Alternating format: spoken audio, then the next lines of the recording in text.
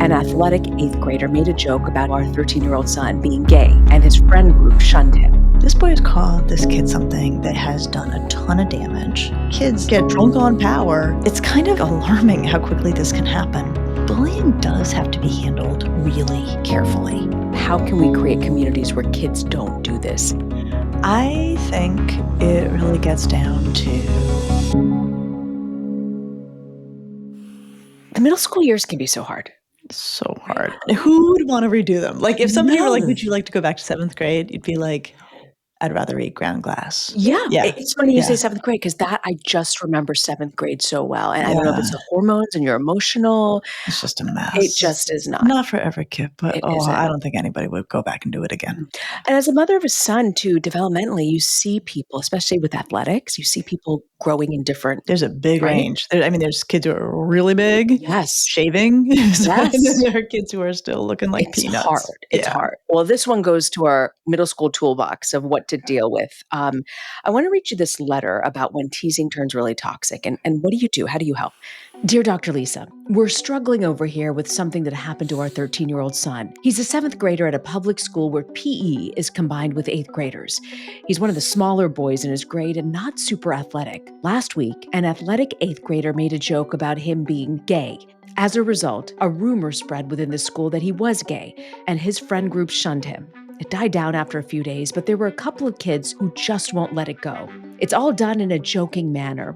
My son now has an overwhelming amount of anxiety and is super sad about his friends. He didn't want us to go to the principal because he said it would make things worse. From what I know of the principal and the counseling center, I do not think they would handle it well.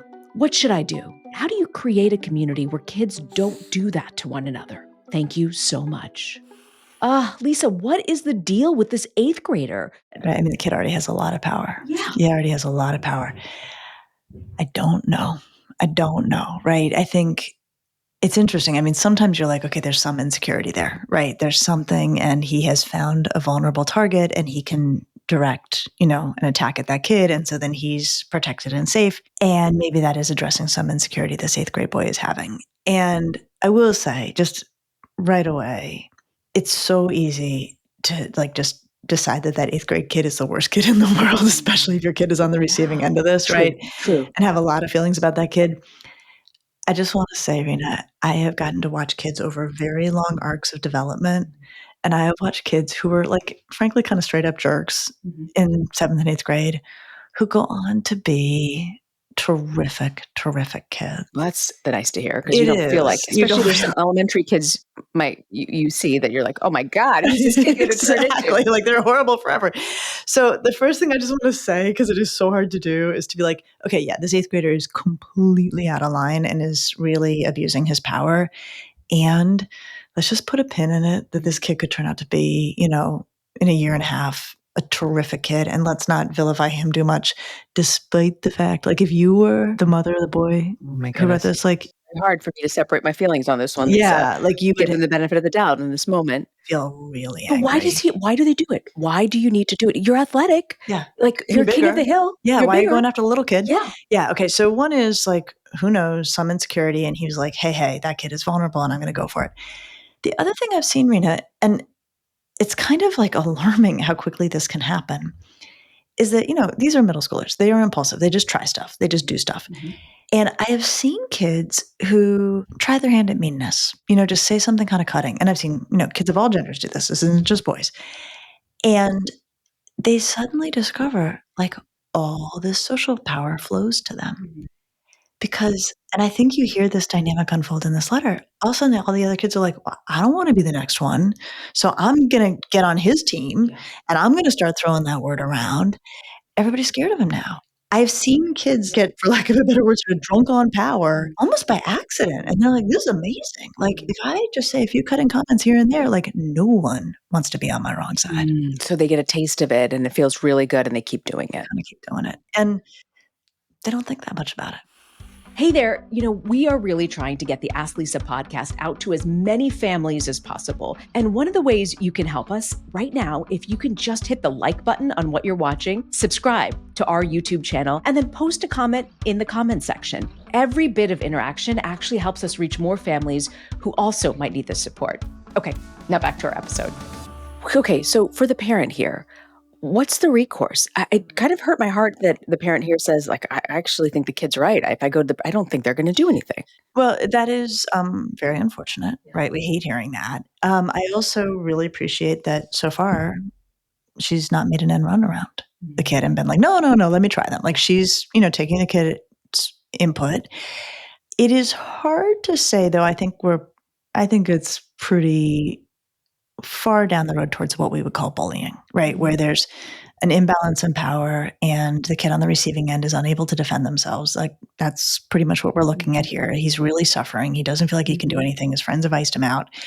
What we know from the research on bullying, and bullying is what I just described, and we contrast it with conflict, which is like kids not getting along, right? Like, they just sort of like are giving each other a hard time, but there's not a sense of like, I'm helpless in the face of this. Bullying does have to be handled really carefully. And the reason for that is a lot of times when adults kind of go in ham-handed or quickly or like well-meaning, they do actually make it worse. I'm trying to think through what the answer is about what this parent should do, but I am liking the restraint where she's saying, I actually am not confident that this is going to be handled in a very systematic, very careful way that won't exacerbate the situation. So I'm not doing anything yet. Yeah, yeah. I worry also, okay, I know this is me, 46-year-old mom who's seen it all, right? But I really wish the friends would stand up for him, right? So what's the dynamic going on there? Like, why can't they just tell this kid, nip it in the bud? Like, like, no, or just stand by the kid if you don't feel comfortable saying something, right? Wouldn't that be great? I Right. know, And I like, know, I'm and we asking a do lot. see it. No, I know, but okay. So here's the thing we have to do. We have to put ourselves in the shoes of a seventh grader. And I mean all seventh graders. So one of the ways I've started to think about seventh graders is they are between the shores. So on one shore is, being embedded in family life. Your family is your people. You love hanging out with them. Over there on that other shore is like adult friendship, adult, comfortable, like usually like 10th grade, 11th grade, like you got your people. They're in the water Mhm, between these shores. mhm. They're all looking for a raft to be on. This metaphor may fall apart pretty fast, so so bear with me.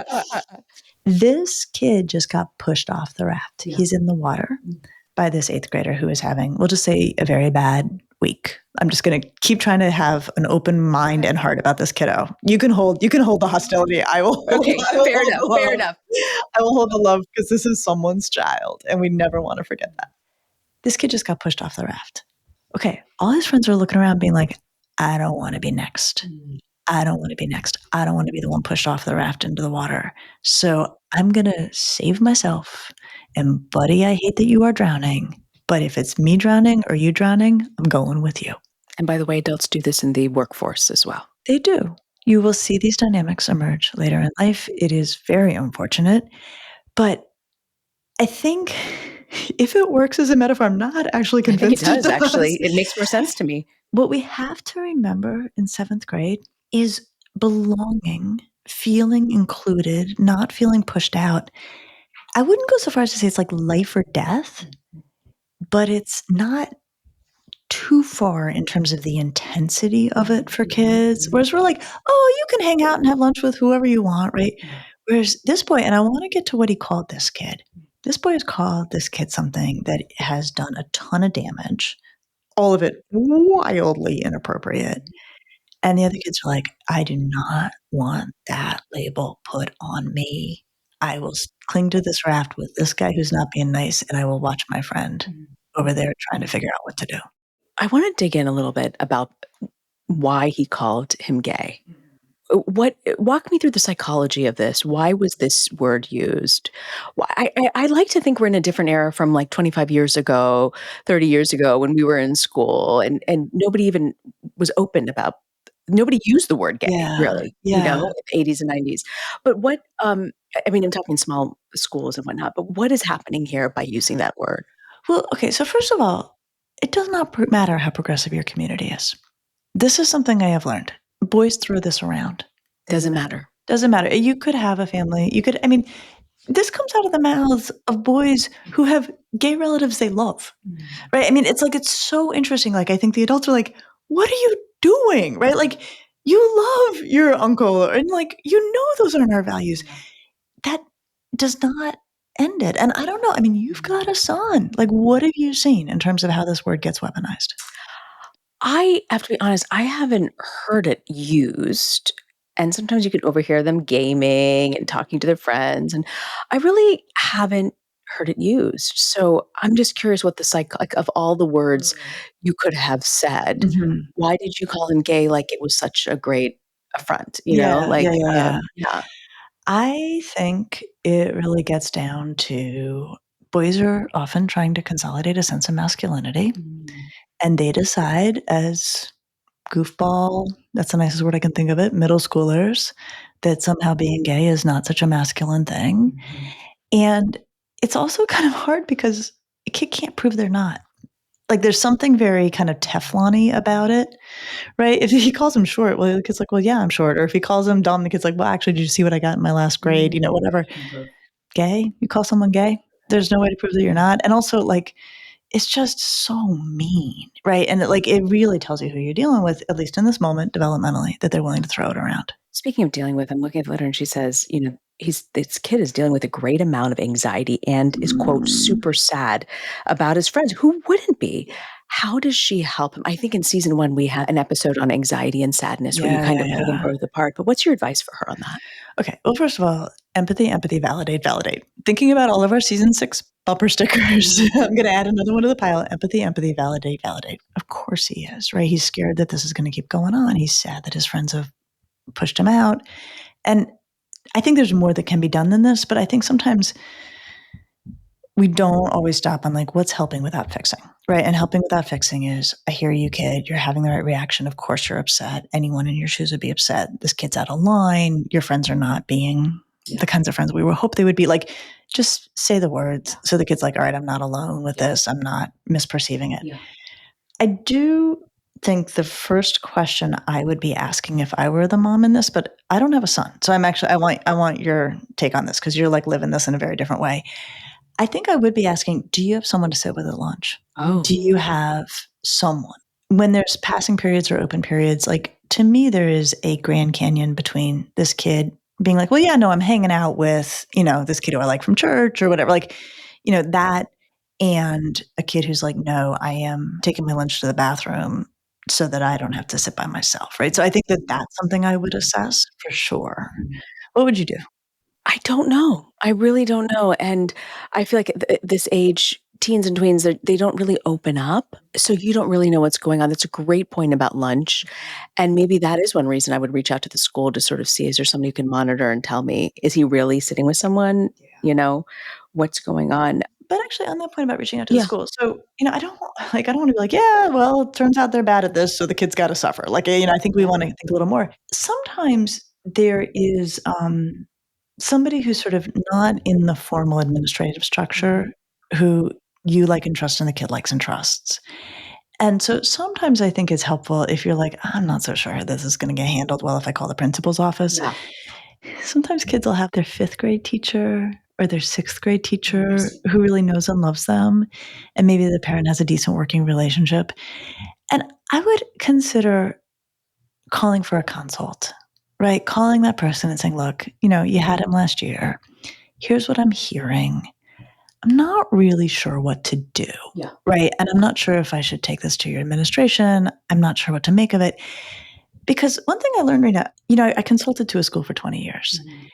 And as a function of being a consultant in a school, I realized that, like, parents don't always interact with schools in the most helpful way, but nobody teaches you how, So true. right? Yeah. Like, how So would you true. know? Yeah. And even to the point where I realized, like, if I hadn't been a part of a school, I probably would have spoken more freely about other people's kids, Mm. right? I would have been like, "Oh my god, did you hear what no, no, no." Yeah. But as a school person, you're like, "We hate it when parents do that," right? We hate it when parents are, like, up and down the, Yeah. path talking about other people's kids. What I'm getting at here in kind of a long-winded way is that people inside the school can help you know what makes sense in terms of steps. They have a lot of knowledge. They may be able to say, you know what, actually, don't take this to the principal, but this person in the office can be trusted and they can help you handle it well. So they can show you a route that you as a parent may not necessarily have thought of. I love this mom's question where she says, "How can we create communities where kids don't do this?" I know this sounds like La La Land. What Mm, can we do and reinforce at home that could help change our communities so we don't have this kind of behavior? okay. Is there anything? I don't think there's a way to stamp it out altogether. Like, I would love that. I would absolutely love that if there was some magic like, "Oh, we just have never done this. We should have totally tried this. It will totally work." Like, I don't think that exists. And I unfortunately, like, Rena, it is amazing to me how in really thoughtful, really empathic communities, I'm hearing stuff like, "Oh, the boys are playing Smear the Queer at, Oh, recess." So you're just like, "Whoa," right? yeah. Like, you think we've created all of these environments that would make it Mm. not a And it's just thing. okay for them to toss that around and Yeah, they like just don't think much nobody's about it. I don't know if they think about it, but they're definitely doing it, and, yeah, in environments where you're like, "How could they possibly be doing this?" yeah, Right? yeah. Okay, but I have an idea. Okay, Okay, and this is like, again, fantasy land, more fantasy land of how we could fix all these things. great. Middle school boys care what older boys think, right? So this is part of what's the problem here is this kid has exercised a lot of power by being a big older boy. So in my, like, fantasy universe of how we solve this is that we have ninth graders at recess, and we have ninth graders and 10th graders who are super great kids, guys, who, are like the recess monitors or they're in the gym class or whatever, and they hear that, and they go to the 8th grader and they say, "That's not cool. Cut it out."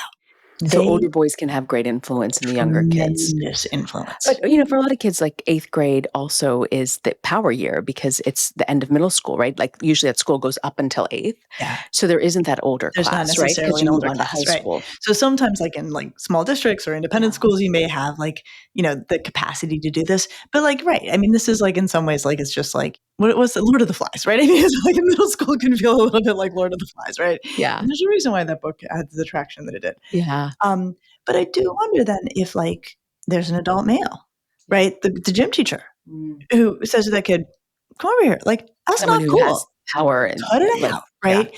That social currency. social currency, but I think it's gotta be a man, Mm. and I think actually it's you need to knock it off, and it's gotta come from somebody older, bigger, more Mhm. power. It's interesting, I'm like, I hate saying this, like, part of me is like, I think everybody should see it, right? I mean, I think in terms of, like, protecting the possibility that then this kid doesn't get pushed out by his friends, like, that, Mhm. immediately there's some sort of intervention. This is, of course, all my dream world. It doesn't always happen. I think it does sometimes happen. I Yeah. know it can. It's good to know that the older boys that there's Mm. this respect, and how do you get that dynamic mixed in somehow, whether it's sports or yeah. Yeah. I think there are actually lots of older boys who would just do this automatically, Mm. right? Like, because they get past that age and then they're just like, "This is wrong. We shouldn't do it." I also think in my fantasy land of how I would change all of this, you could have, designated, like, school leaders Yeah. or, guys who are in charge of this, and, like, they are given instruction and training, and their job is to interrupt this when they see it and Yeah. to, Yeah. get younger boys to cut it out. I just still I can't let go of the fact that this kid is hurting, Yeah. it really bothers me, and when you've got that social dynamic that's not good at school, it bleeds into everything. Because school is everything, right? Like, Right. that's 8 hours a day, right? Right. So what's your advice for the parent who's struggling and this kid who probably feels like there's no way out of this, right? And if it's a school district that's not that big, you're gonna continue on high school, right? Right. How do you get the kid to see past this when it's so painful and you're really sad and Yeah, and anxiety ridden? there's no easy solutions. I mean, it's Yes, not like she can be like, "Well, we'll just do this," right? And that's right. magically it's fixed. Okay, so there's a couple things worth trying, maybe placing a call to a trusted person, seeing what the deal is, see if something can change. Confirming that this kid's got some company Mhm. somewhere. I think that especially in these moments, and I think you're getting at this, like for this kid, this feels like this is my new life. Yeah, This is forever. It's just going to be this way. I am stuck with this. yeah. And what we do know is no, like this is so crummy and it's really painful right now. And your friends will evolve and grow. And, often if this eighth grader continues down this line, like if he keeps doing this ninth, 10th grade, like that actually starts to be problematic. Like Mhm. the kids stop putting up with it as much. There may be some consequences for this kid, but they're like maybe a year or two away Mm. or even more. The job, I think, of adults in these moments is to say, I know this feels horrible, horrible right now. Here are all the things I've thought of that we could do to fix it. Can you think of anything else to fix it? But it's not always going to be this way. And I think there's a good chance that over time, either that boy will grow up and knock it off, or his friends will help him knock it off because this is totally unacceptable behavior. It's hard. It's just so hard, and there's so many dynamics at play at middle school, and especially with boys, and seeing it firsthand, I just did not realize how different boys develop. Some very quickly in middle school, others not for a very long time, and how that dynamic of how big you are or how small you are affects your social currency. Tremendously, tremendously. And I always think, and I wrote about this in Untangled, a million years ago, I saw this New Yorker cartoon, and it's two people walking up the steps of Capitol Hill, two men, each with a briefcase, and one of them saying to the other, "How do you know you have power if you don't abuse it?" And I've always thought, like, that is the seventh grade, right? Like, that is the seventh grade. Like, they are concrete. They do not think, like, should I do this? Is this a good idea to do this? They're like, check it out, right? I say this one word at this kid, and everybody falls in line and wants to be my friend and is doing my bidding. So What a great cartoon that really it sums really it up, gets it. It gets really right to gets the it. heart of the matter. So, Lisa, what do you have for us for parenting to go? Well, I just want to give the science on something you are observing, which is when you hit puberty is a really different factor in terms of outcomes for girls and boys. So traditionally, we've always seen it when we look at the data that hitting puberty early as a girl is not necessarily connected to good outcomes, that you don't necessarily want to be the fifth grader, sixth grader with the woman's body. And you can see why. Like, it's a lot to handle, and then all of a sudden, like, sometimes you're dealing with all sorts of stuff that no kid should have to deal with in terms of how people are reacting to you. But the flip is true for boys. Early puberty is associated with better outcomes for boys because of the athletics, because of the social currency that comes with it. Adults tend to treat them like they're older, and they often sort of step up to that, like, in a good way.